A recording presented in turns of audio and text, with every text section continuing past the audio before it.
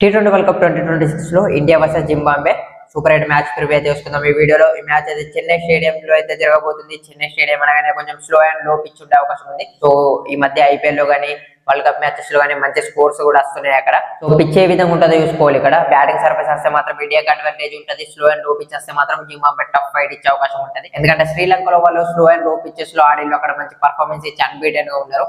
So ఇక్కడ ఇండియాని అయితే ఇబ్బంది పెట్టే అవకాశం ఉంటుంది ఒక స్లో సర్ఫేస్ వస్తే మాత్రం. అదర్వైజ్ బ్యాటింగ్ పిచ్ వస్తే మాత్రం వాంకడేలో జింబాబ్వే బౌలర్స్ ఏ విధంగా కొట్టించుకున్నారో తెలిసిందే వెస్టిండీస్ చేతిలో. సో అదే విధంగా ఇండియా చేతిలో కూడా కొట్టించుకునే అవకాశం ఉంటుంది. సో ఇండియా అయితే ఈ మ్యాచ్ ని లైట్ తీసుకోకూడదు. మిస్ క్వాలిఫై అవ్వడానికి ఇంపార్టెంట్ మ్యాచ్. ఈ మ్యాచ్ లో విన్ అవడమే కాకుండా రన్ రేట్ కూడా ఇంప్రూవ్ చేసుకోవాలి మనం. ఇక ఈ స్టేడియం లో అయితే ఫస్ట్ బ్యాటింగ్ చేస్తే బాగుంటది. టాస్ విన్ అయితే టీమిండియా నుంచి ఒక 2 చేంజెస్ అయితే చూసుకోవచ్చు. రింకు సింగ్ ఫ్యామిలీ ఎమర్జెన్సీ వల్ల వాళ్ళ ఫాదర్ బాలేదని వాళ్ళ హోమ్ అయితే రిటర్న్ అయిపోయాడు. సో టీమ్ తోనే జాయిన్ అవుతాడని న్యూస్ అవుతుంది ఈ మ్యాచ్ వరకు. కానీ ఒకవేళ అతను జాయిన్ కాకుండా సంజు శాంసన్ అతని ప్లేస్ లో వేస్తే బాగుంటది. ఎందుకంటే ఓపెనింగ్ లో అభిషేక్ ఏమాత్రం ఫామ్ లో లేడు. కిషన్ కనుక ఎర్లీగా అవుట్ అయితే లాస్ట్ మ్యాచ్ లో ఏమైందో మనకు తెలిసిందే batting order. So Sanju Samson ని తీసుకొచ్చి 1 డౌన్ లో ఆడిపిస్తే బాగుంటది. ఆల్రెడీ ఐపీఎల్ లో ఆర్ఆర్కి 1 డౌన్ లో ఆడిన అనుభవం ఉంది కాబట్టి ఇక్కడ యూజ్ అయ్యే అవకాశం ఉంది.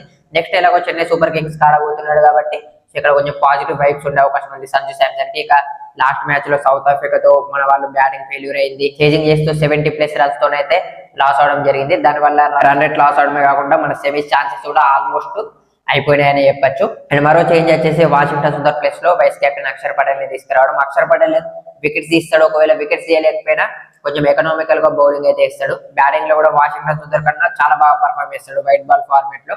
సో అక్షర్ పటేల్ ని తీసుకొస్తే బాగుంటది. వాషింగ్టన్ సుందర్ కి హోమ్ గ్రౌండ్ అయినప్పటికీ అక్షర్ పటేల్ ని ప్రిఫర్ చేయాలి. సో 2 చేంజెస్ చేస్తే బాగుంటది. ఇక బౌలింగ్ అయితే చాలా మంచిగా చేయాలని చెప్పి సౌత్ ఆఫ్రికాతో మ్యాచ్ లో కూడా బ్యాటింగ్ లోనే కొన్ని ప్రాబ్లమ్స్ ఉన్నాయి మనకి. సో జింబాబ్వేని కూడా ఏమాత్రం తక్కువ అంచనా. వాళ్ళ దగ్గర కూడా మంచి మంచి ప్లేయర్స్ ఉన్నారు. వాళ్ళ ఓపెనర్స్ లాస్ట్ మ్యాచ్ లో ఫెయిల్ అయినప్పటికీ గ్రూప్ స్టేజ్ లో చాలా మంచి పర్ఫార్మెన్స్ ఇచ్చిళ్ళు. సో వాళ్ళ టాప్ ఆర్డర్ అయితే ఫాస్ట్ గా అవుట్ అయ్యాలి. వాళ్ళ మిడిల్ ఆర్డర్ అంత ఫామ్ లో లేరు కాబట్టి.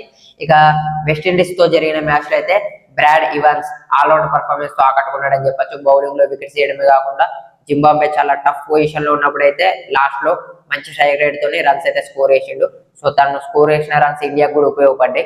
లేకపోతే ఇంకా ఎక్కువ మార్జిన్ తోని వెస్టిండీస్ విన్ అయ్యే వాళ్ళు, వాళ్ళ రన్ రేట్ ఇంకా ఎక్కువ ఉండేది. సో జింబాబ్వే అయితే అంత ఈజీగా తీసుకోకూడదు ఈ మ్యాచ్ లో. సో ఈ మ్యాచ్ లో ఎవరు విన్ అవుతారు అనుకున్నారు కింద కామెంట్ చేయండి. అలాగే నెక్స్ట్ వచ్చే T20 world cup and IPL videos కోసం మన పేజ్ అయితే ఫాలో అయిపోండి.